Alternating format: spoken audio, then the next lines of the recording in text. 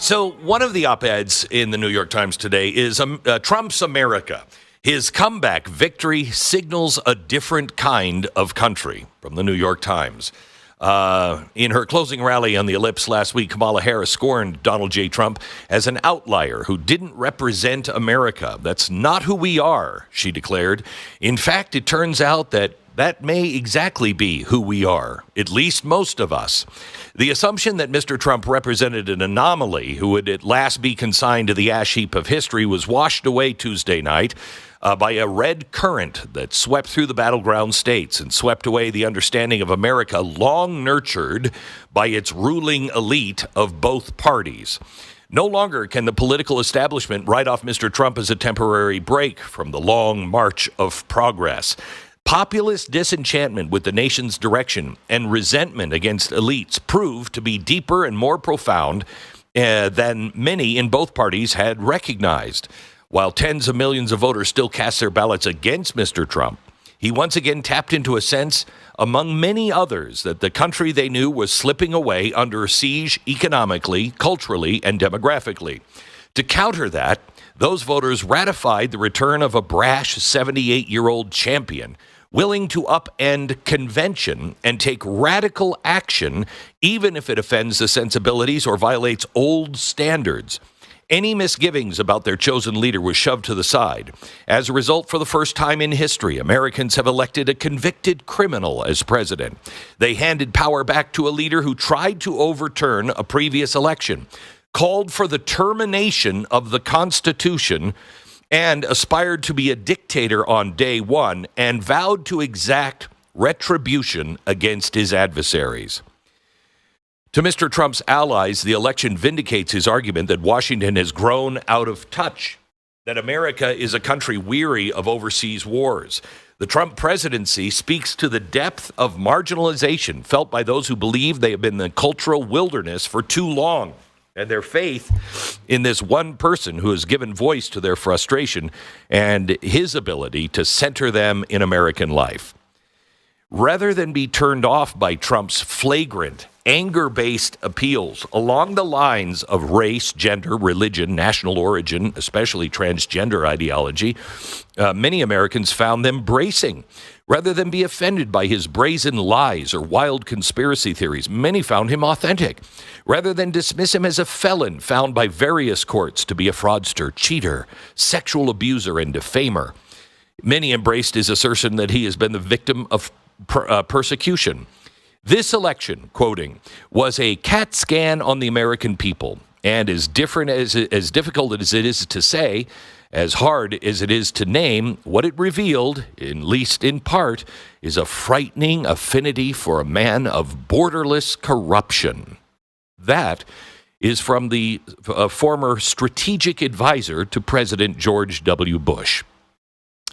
The fact that Trump was able to bounce back from so many legal and political defeats over the 4 years, any one which would have been enough to wreck the career of any other politician, was a testament to his remarkable resilience and defiance. But it also was owed in part to the failures of President Biden and Miss Harris. Then they go on for two paragraphs about, oh boy, they were bad. But then they're right back into Donald Trump. The coalition that elected them wanted them to unite the country, and they failed to do so. And their failure resulted in further disillusionment with our country's politics and empowered the Trump base. Trump has been conditioning Americans throughout this campaign to see American democracy as a failed experiment, said historian and author of Strong Man. Let me say that again. Trump has been conditioning Americans throughout this campaign to see American democracy as a failed experiment. No, I've never heard him say that. I've never heard anybody that supports him say that. A victory for Trump would mean that this vision of America and the recourse to violence as a means of solving political problems has triumphed, she continued. Talking to Mr. Short, whoever Mr. Short is, predicted another 4 years of chaos and uncertainty. I would anticipate a lot of volatility, personnel, but also significant boomerangs on policy. Not boomerangs from Biden-Harris, but boomerangs from himself. You'll have one position one day and another position the next. Okay, so they go on and they really, truly do not understand what's happened. Now, this is self-imposed ignorance because it's really not that hard to figure out. And I do believe it comes from a misunderstanding of what our country is. They're looking at our country the way Woodrow Wilson defined it, and that is an administrative state. What is in the American soul is something entirely different. So who are we? What is it that we fight for? We see America more in the tradition of the founding fathers. Now, I know if you're somebody on the left, if you're somebody especially, in the elite government or somebody who went to Harvard, you might roll your eyes at this because you think this is all trite. But many Americans believe this. We believe that the American spirit is a force that inspires dreams. It also has fueled revolutions. It's also driven some of the greatest innovations and achievements the world has ever seen. We believe that. We believe in the American individual. Now, you might say you do, but I don't think you do, because you want somebody to tell all of the individuals exactly what they must believe, what they must live, what they must eat, what they must drive, what they must teach their children. We don't believe that. We don't believe that. And it's not just for us. It is for people who want to live a transgendered life. I don't care if you want to live a transgendered life. I feel for you. I do. I feel for you. I feel your pain. The pain that you must have gone through your whole life. I don't want you to go through that pain, but don't force me and my family to lie about science because you feel bad. You might feel horrible. I know I did as an alcoholic and as somebody who actually considered suicide. I know what feeling bad feels like. But only the truth will set you free. I can't further the lie because it only will hurt more people. Now, the American spirit, this is what brought settlers across the oceans, across rugged mountains that nobody thought. They risk life and limb just to get away from the big European state that told them, you'll never make it. You can't do it. Your family's worthless. You don't have the right credentials. They crossed oceans to get away from that. To put that into perspective, that is almost like going to the moon today. These were people who were like, screw it, man.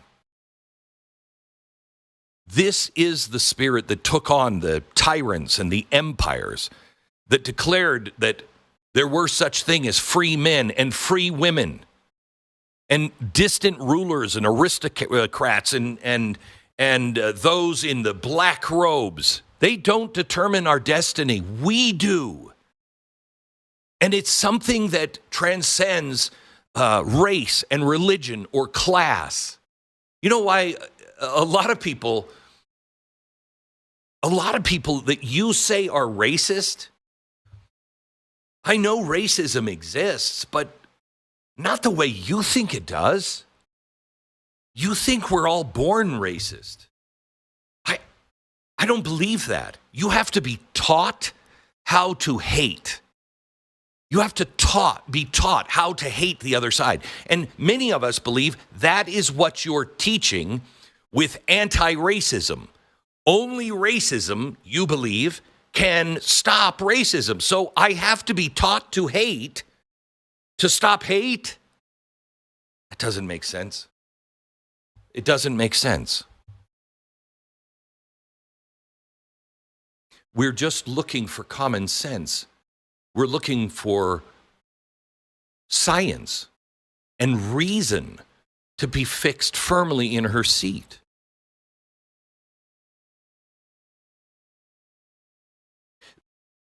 When we say we believe that America is exceptional, why do you think we say that? Because we're arrogant?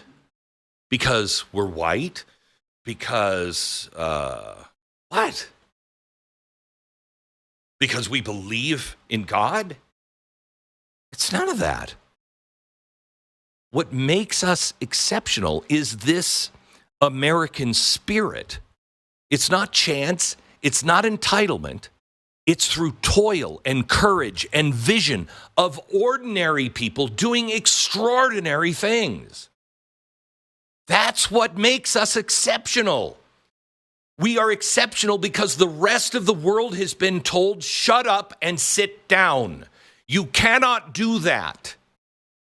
What makes us exceptional is that we say, who are you to tell me that? You don't control my life. You don't control my vision. You don't control my every movement. I believe we can do extraordinary things.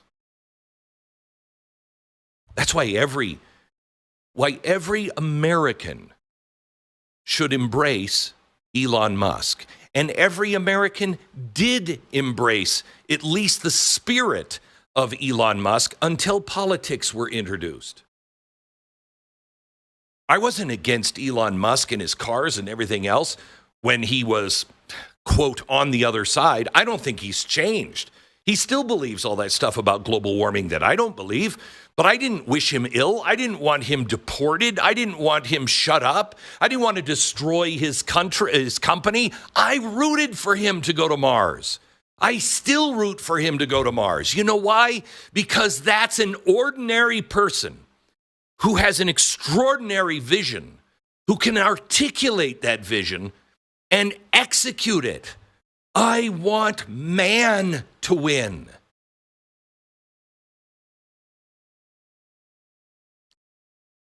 Our founders knew that governments left unchecked would accumulate power at the expense of the individual. We have been on this road that you in the New York Times may say is traditional. You may say it's accepted. It's the way we are. Well, but that is a perversion. We switched train tracks about 1916. We developed this new idea that man cannot rule himself. This is actually an ancient idea, but it was new in America. Man cannot rule himself. Man has to have an overseer, a government, somebody in the government, somebody preferably not elected, just a faceless bureaucrat that could nudge people the right way. We don't want to be nudged. We're much more direct than that. You don't understand who Americans are. We are frank and blunt. We're polite. We don't want to argue about politics. We don't want to argue about sex. We don't want to argue about religion. We don't want to argue about any of that stuff. So we're polite in polite company. Most of us were taught you don't talk about those things. Why? Because it deepens the division. Just, you be you, boo. I'll be me.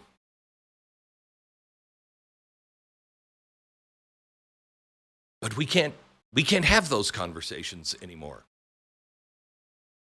And we need to, because that's who we are. I'll fight for your right to be whoever it is you think you are. Oh, you're a marshmallow, a unicorn that turns into marshmallows at night. Okay. Hey, she's not a marshmallow. That's right, she's not. But she has a right to believe that. If she wants to say that, she has every right. Shut up, sit down. But you want me to say, no, she is a unicorn that turns into a marshmallow at night. No. I'll fight for your right to say what you believe.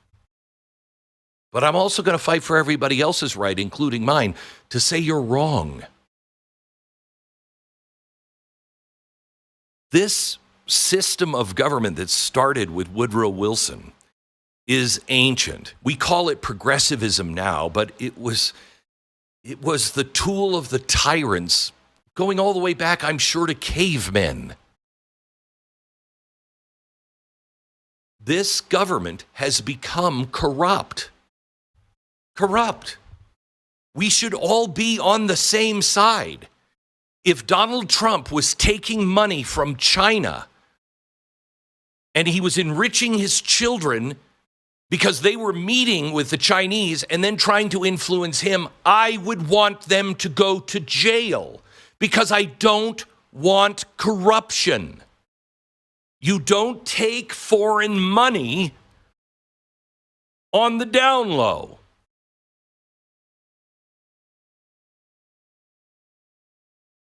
I think we're being consistent, but you don't, because you fundamentally misunderstand. You keep quoting the Constitution, but I don't think you understand the Constitution. This is a framework that is designed to empower people and restrict the government. You interpret the Constitution as something that empowers the government and restricts the people. Only one of us can be right. And if you actually read the document, you'll know which one is true. That's what leads us back to American exceptionalism. All right, more in a second. I feel like we need to explain to the left in a very clear way, but a very kind way. I'm trying to be kind. You have a fundamental misunderstanding of what we want. We don't want to control your life.